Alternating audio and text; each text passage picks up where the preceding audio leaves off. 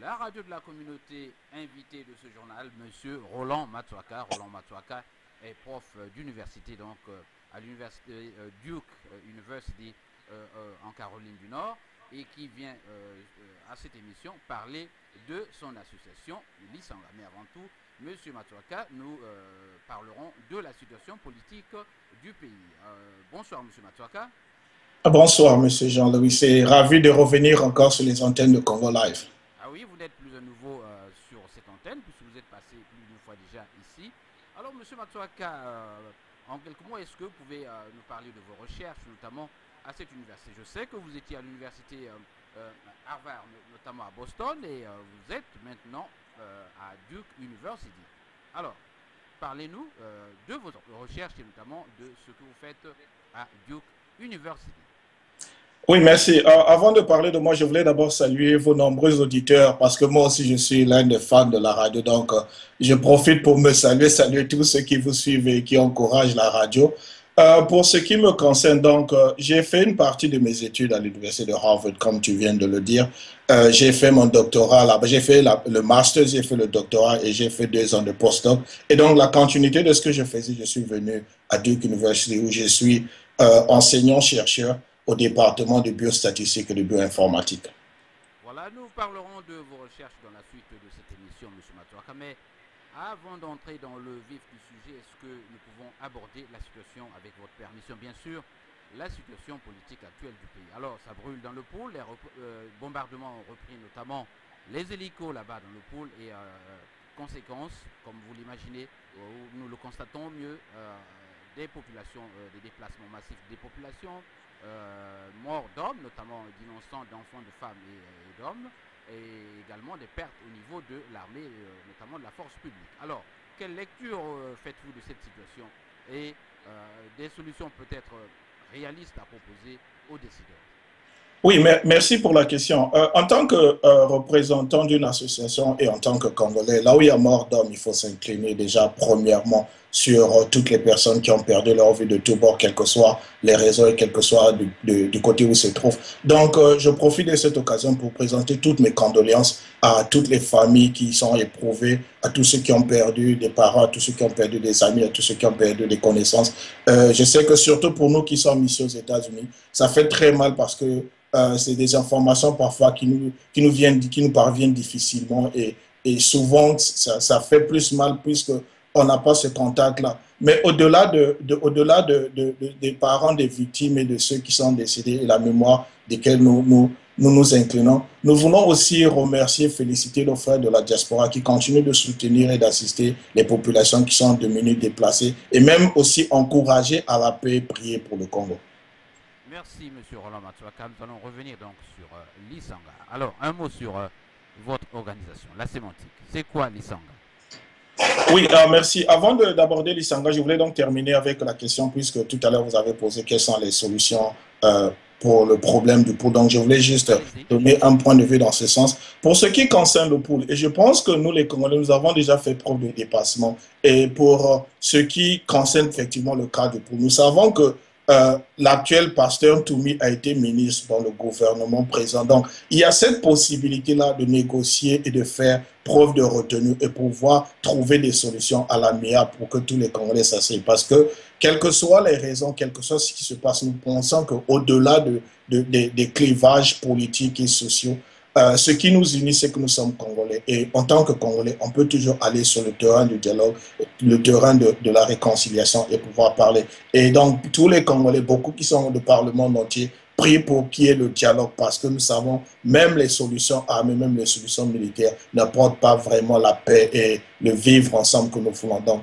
nous prenons le dialogue et nous pensons que les voix vont se lever pour pouvoir initier ce dialogue et que ce problème soit résolu par des voies de dialogue. Donc, maintenant, pour revenir à votre seconde question, ce qui concerne l'Isanga, l'Isanga, c'est l'association des Congolais et pour la plupart, nous nous retrouvons au nord-ouest et je vais expliquer pourquoi. Le but, c'était que les Congolais se retrouvent, se connaissent et puissent se parler. Et ça fait déjà des années que nous existons. L'acte de naissance de l'Isanga a été signé le 7 juillet 2013 et depuis lors, nous fonctionnons et nous avons nos institutions qui fonctionnent très bien au sein de l'Isanga. Et voilà, donc nous allons aborder cet historique, notamment et la localisation de votre mouvement, l'Isanga. Depuis quand existez-vous et où trouvez les membres de l'Isanga? Vous parlez du nord-ouest, nous ne savons exactement pas dans quel état. Alors, est-ce que vous pouvez citer ces états où on trouve votre organisation? Oui, pour revenir aux États, je vais d'abord brosser comment l'Isanga est né. Vous allez comprendre pourquoi nous avons procédé de la sorte. Donc, l'Isanga est né de la volonté, comme je disais, des Congolais de se retrouver. Je vous ai dit en introduction que j'ai étudié à l'Université de Harvard. En fait, j'ai fait 11 années à Boston. Et pendant 5 ou 6 ans, je n'ai pas rencontré un seul Congolais. Et vous vous souvenez, et je crois que si vous voyez, par exemple, les images de ma graduation sur le net, il n'y avait que 2 Congolais qui étaient là, ceux qui étaient vraiment remarquables, et un troisième qui venait en tant que visiteur.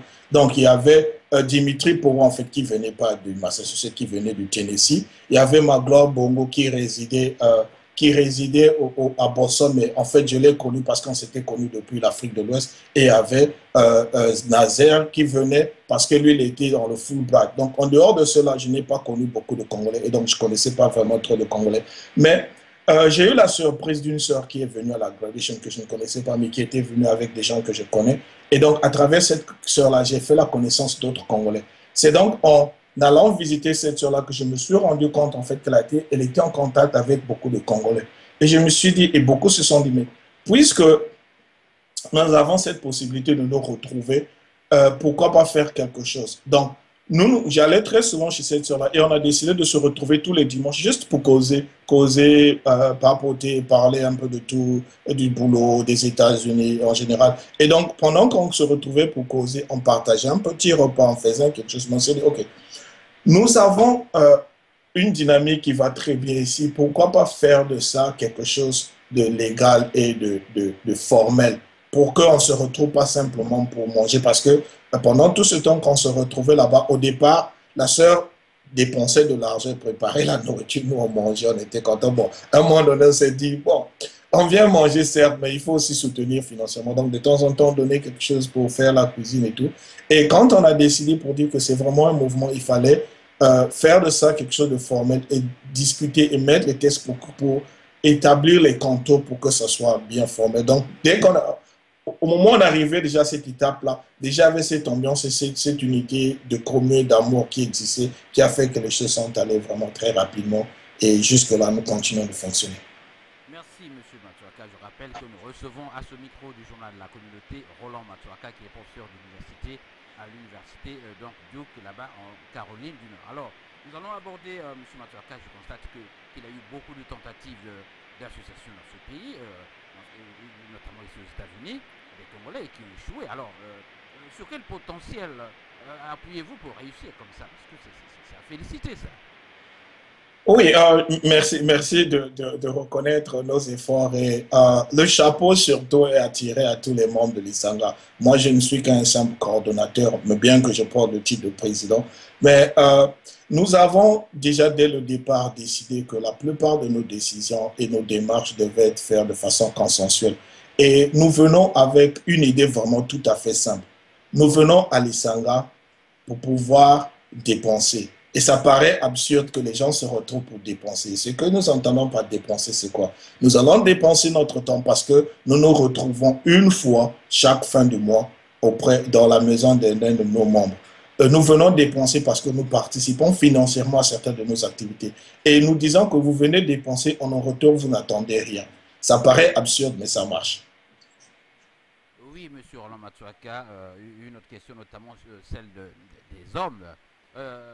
Cette association n'est-elle constituée que des Congolais, notamment de Brazzaville, où vous avez d'autres nationalités avec vous? Oui, tout à fait. D'abord, pour revenir, pour éclairer cette question, nous sommes des Congolais et évidemment, pour pouvoir, puisque j'ai dit que nous allons de lieu en lieu nous rencontrer, nous avons limité géographiquement où nous nous retrouvons. Donc, nous nous retrouvons au nord-est des États-Unis. Donc, ce sont les Congolais du Massachusetts, du Vermont, du New Hampshire, du Maine, du Connecticut et qui se retrouvent donc au sein de l'Isanga. Et maintenant, nous avons quelques membres qui viennent de l'État de New York, pas peut-être de la ville de New York, mais de l'État de New York. Pourquoi nous nous retrouvons dans ce sens-là et quels sont les hommes et quelles sont les pratiques? Euh, les gens que nous avons au sein de l'Isanga, ce sont des Congolais comme vous et moi, mais qui viennent avec l'idée que nous avons besoin de nous soutenir et de nous entraider pour cette visibilité au sein de la communauté. Et donc, munis de cet élan, de cette volonté de nous soutenir, que nous avançons dans cette logique-là. Oui, je comprends que vous vous retroussez les poches pour réaliser ce que vous faites, mais êtes-vous euh, le relais peut-être d'un parti politique? Vous trouvez cet argent pour organiser tout ça? Nous parlerons des fêtes de fin d'année dans cette émission. Vous avez réalisé des choses grandioses. Alors, êtes-vous un relais d'un parti politique quelque part? Non? Oui, non, nous ne sommes pas le relais d'un parti politique. Et ce qui va te surprendre, parce que si tu viens à nos réunions, nous avons deux règles très simples. Et ça, c'est ce qu'on nous demande à tous les moments. Avant même de lire les textes, nous nous disons que quand nous venons ici, nous ne parlons pas de la politique, nous ne faisons pas des commentaires politiques et nous ne parlons pas de religion. Quel que soit ton parti politique d'affiliation au Congo, c'est bien pour toi. Quel que soit même ton parti politique d'affiliation aux États-Unis, c'est bien pour toi. Quelle que soit ton église, quelle que soit ta religion, c'est bien pour toi. Nous ne t'empêchons pas d'aller à ces églises, de faire partie de ces partis politiques, mais nous sommes une association. Et donc, nous voulons insister sur cet aspect-là pour permettre à nos autres de pouvoir s'exprimer librement dans un cadre qui est purement clair, un cadre associatif. Et donc, nous n'avons du soutien d'aucun parti politique et nous n'y pensons même pas puisque nous sommes les Congolais. Maintenant, la question de savoir qui fait partie de notre association, nous nous sommes dit, et dans nos textes, si tu lis nos textes, on ne dit pas que qui est membre est congolais d'origine, ceci, cela. Parce que la notion de congolais, peut-être vous et moi, on peut encore se proclamer et se réclamer d'être congolais, mais nos enfants, ils sont de parents congolais, mais n'ont pas la nationalité, sauf si vous êtes allé à Brazzaville leur faire des actes de naissance. Et nos enfants, pour certains, maintenant, ont 12 ans, 15 ans, 20 ans, et ils n'ont pas la nationalité congolaise, ils ont la nationalité américaine, mais ils sont de culture congolaise. Et nous reconnaissons qu'ils sont congolais, mais officiellement, sur le papier, ils ne sont pas congolais. Donc, pour pouvoir éviter ces obstacles, nous nous sommes dit, un membre de l'Isanga, ceux qui sont de culture congolaise. Et ça nous réussit.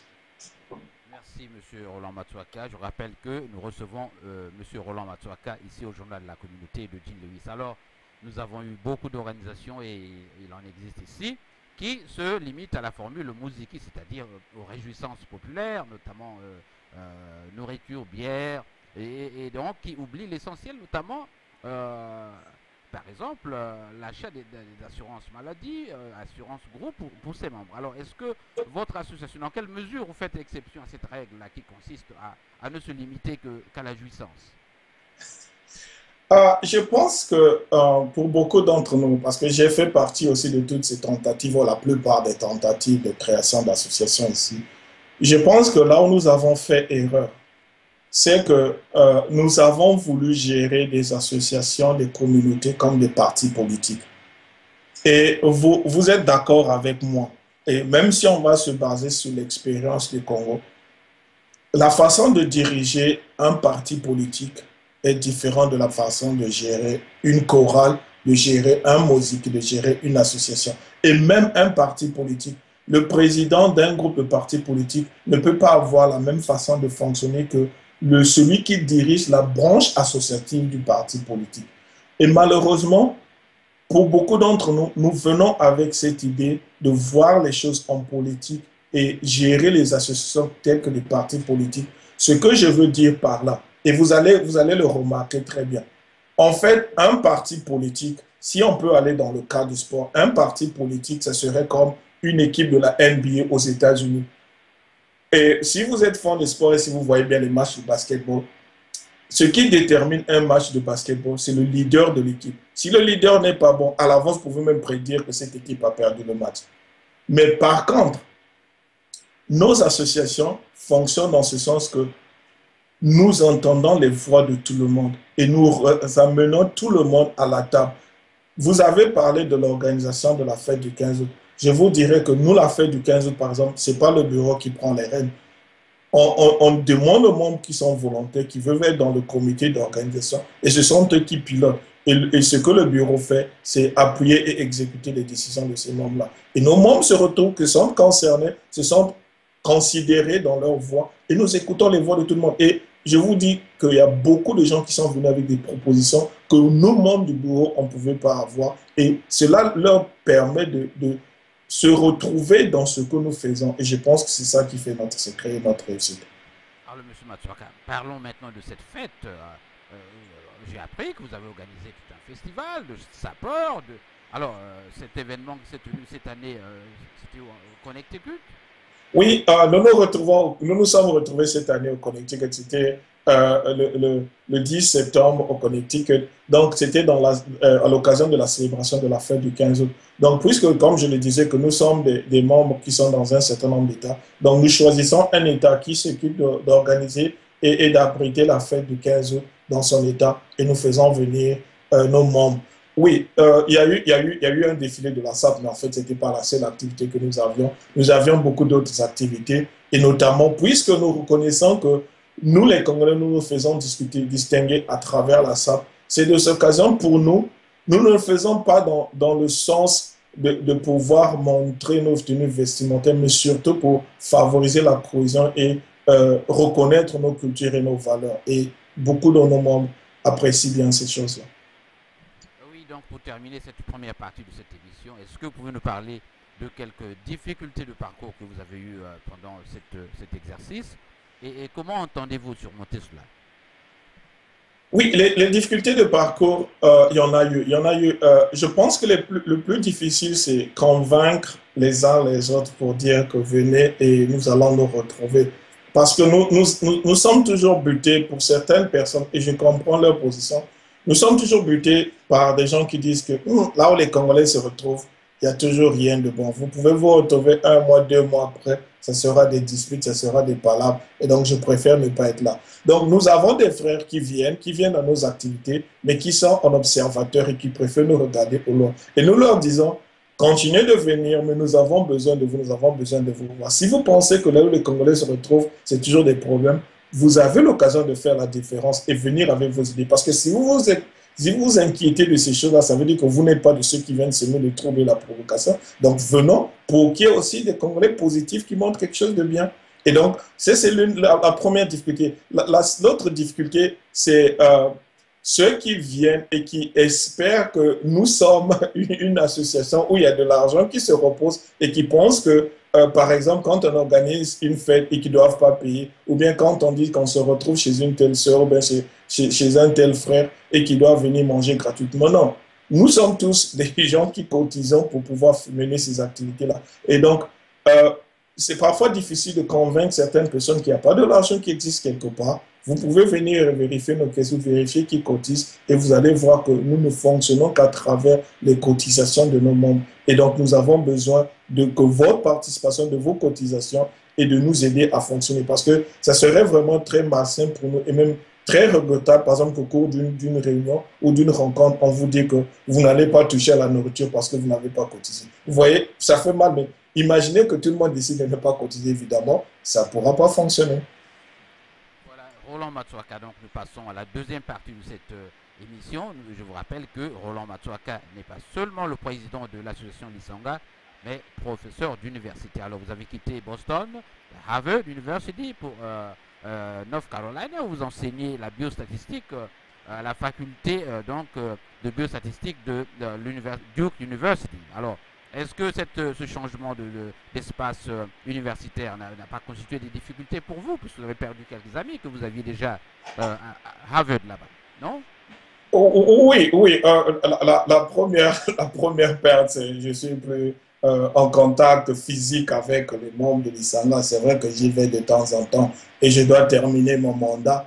La deuxième aussi, la deuxième perte, c'est cette ambiance et cette culture que j'avais déjà à Harvard parce que j'ai fait beaucoup d'années là-bas, donc j'avais des amis, j'avais des professeurs, j'ai eu beaucoup d'encouragement de la part de mes professeurs qui m'ont soutenu, qui m'ont assisté. Donc il y avait ces liens que j'ai tissés, mais aussi c'est une partie de la vie puisque après Harvard, il fallait que je continue, je puisse exercer le métier d'enseignant-chercheur. La tradition, en fait, puisque je viens du département de biostatistique de l'Université de Harvard, la tradition à l'Université de Harvard, au département de biostatistique surtout, ils ne recrutent pas les étudiants qui viennent de former. Donc, si tu finis le doctorat là-bas, on ne peut pas te recruter là-bas juste après le doctorat. Tu dois aller ailleurs, te frotter à d'autres expériences avant de revenir si tu veux revenir plus tard. Donc, en fait, c'est cette tradition que je suis. Et je suis maintenant à Duke University. À Duke University, je suis enseignant-chercheur. Donc, j'ai l'enseignement et j'ai la recherche. Pour ce qui concerne l'enseignement,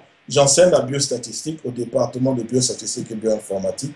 Et pour ce qui concerne la recherche, j'ai fait partie de l'Institut de recherche clinique à Duke où j'étudie les maladies du cœur et les maladies liées au système circulaire du sang. Et voilà, nous allons donc parler de vos recherches sur les AVC, notamment vous savez qu'au Congo, le problème d'AVC est un problème crucial. Alors, Roland Matsuaka, sur d'abord quel est le postulat de départ de votre recherche et dans une deuxième partie, vous allez nous essayer de faire ressortir le bénéfice que les Congolais, notamment le monde entier, peut tirer de cette recherche que vous faites, vous réalisez en ce moment. Est-ce que sur quel point vous appuyez pour justement quel est le point de départ, le postulat de votre thèse?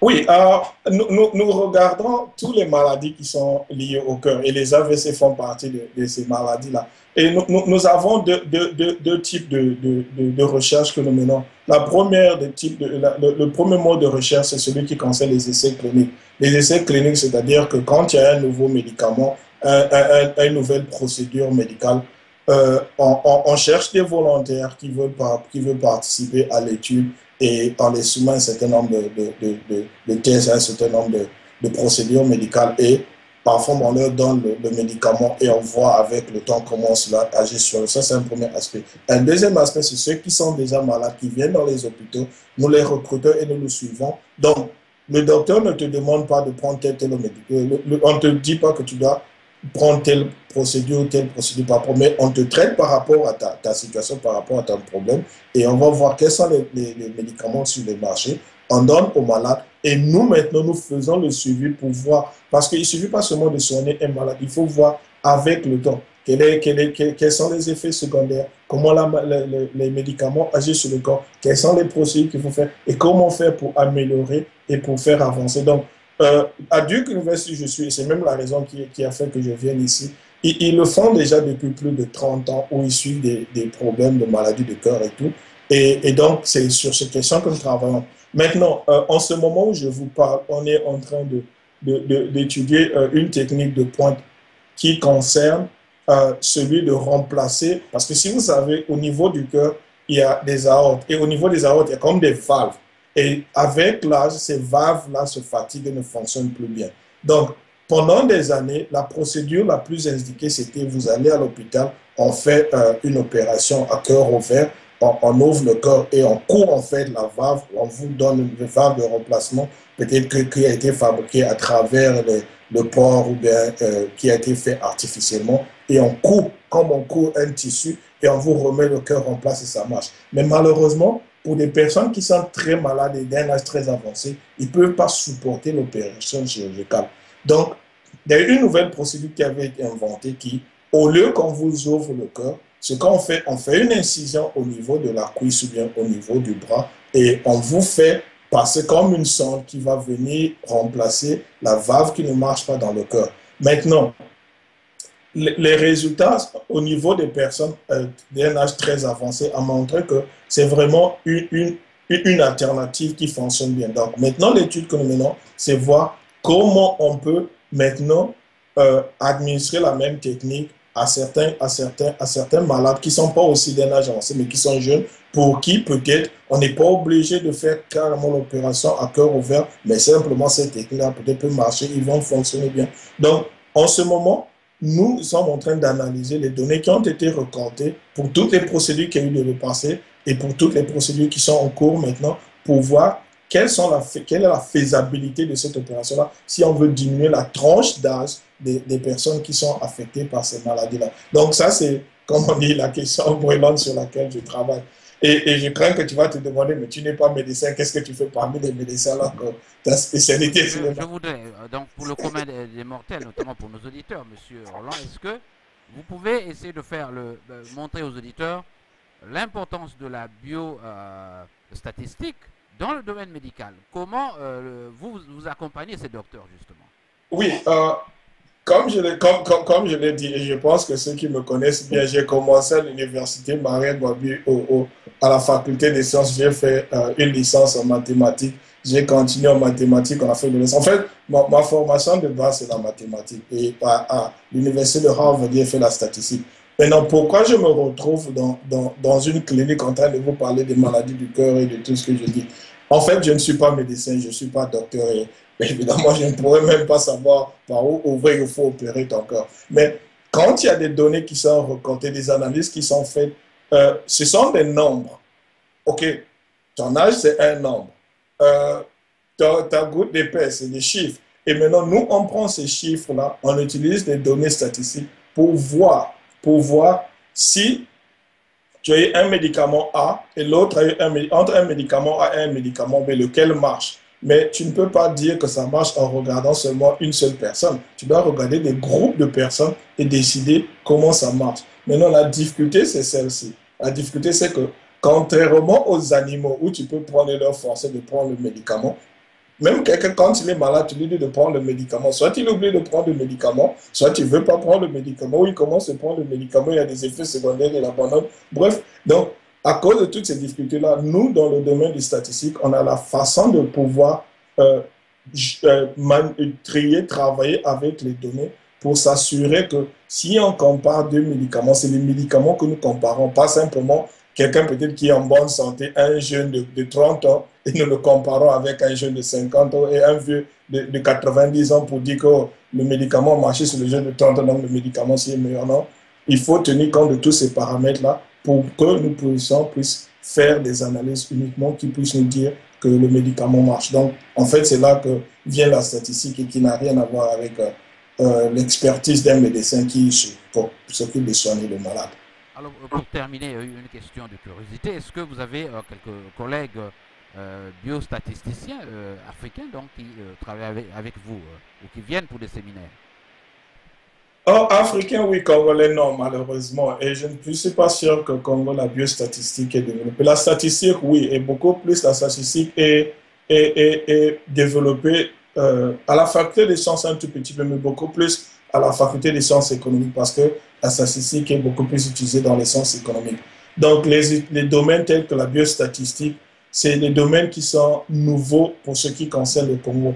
Et donc, malheureusement, mon impact en tant que Congolais que je peux avoir sur le Congo, c'est faire en sorte que les études que nous menons ici, les analyses que nous menons ici, nous les utilisons pour changer la façon pour changer ou influencer la pratique médicale ici aux États-Unis, qui aussi a des influences sur l'Europe et qui dit l'Europe dit forcément l'Afrique. Donc, en fait, à travers ce que je fais ici, ça a des impacts juste même en Afrique, notamment comment traiter les AVC, qui aujourd'hui au pays devient un problème majeur. Voilà, M. Roland Matsuaka, nous allons terminer par un salut, certainement, un mot à la communauté congolaise, peut-être. Oui, un mot à la communauté congolaise. D'abord, je salue la communauté congolaise des États-Unis et je fais partie de la communauté, bien que j'ai décidé de me focaliser au niveau de l'Isamba, mais j'encourage, je soutiens et toute tentative, toute démarche visant à réunir la diaspora aux États-Unis. Et comme que je le disais au départ, je pense que la réflexion doit se tourner autour de qu'est-ce que nous voulons, qu'est-ce que nous voulons et comment nous voulons orienter la diaspora. Cet été, nous avons suivi qu'il y a eu beaucoup d'associations politiques qui se sont levées au niveau de la diaspora, ça c'est bien. Et nous leur encourageons, nous demandons de bien mener leur lutte. Et nous demandons aussi à ceux qui pensent du côté associatif de pouvoir le faire. L'idée, c'est que l'on soit ensemble, marcher la main dans la main. On peut avoir une centaine d'associations. Et cette idée, je l'avais en fait émise depuis, je crois, 2010 ou 2009, quand on était au niveau de la CELUSA. Je me disais que nous serons très forts si les gens peuvent se retrouver au sein des États, se voir, se côtoyer, parler et s'entraider. Et si on s'entraide au niveau des États, ça va faire qu'au niveau national, on va être fort. Donc, je continue de garder l'espoir et de garder l'idée que la communauté va avancer. Et pour saluer, j'aimerais bien saluer tous mes compatriotes qui font partie de la voix du compatriote et tous ceux qui, au long de près, me soutiennent et surtout au pays. Euh, je voulais terminer parce que j'ai grandi dans un quartier où j'ai gardé vraiment un très bon souvenir. Et quand j'appelle mes amis,